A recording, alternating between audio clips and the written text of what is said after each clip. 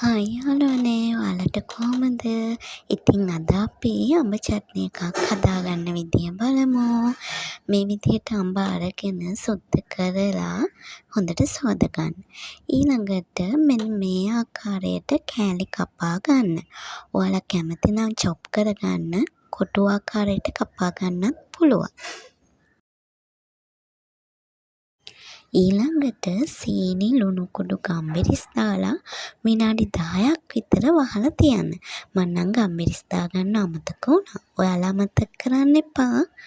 විනාඩි 10කට පස්සේ මෙන්න මේ විදියට සීනි දිය වෙලා ඊළඟට මද ගින්දරේ මෝඩියෙන් වහලා ටික වෙලාවක් මේ විදියට තම්බ ගන්න. ඒ අතරේ ඉඟුරු සුදු ලුණු කුරුදු කරද මූංගු බ්ලෙන්ඩර් කරලා අපි පේස්ට් එක හදාගන්න ඕන.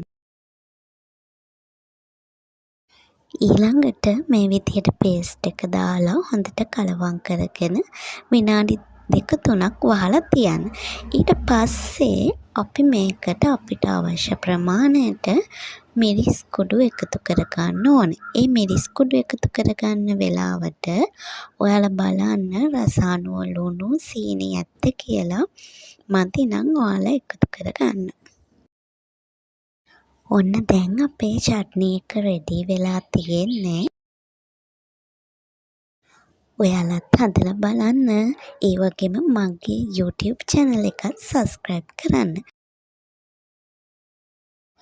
අලුත් වීඩියෝ එකකින් හම්බ වෙමු.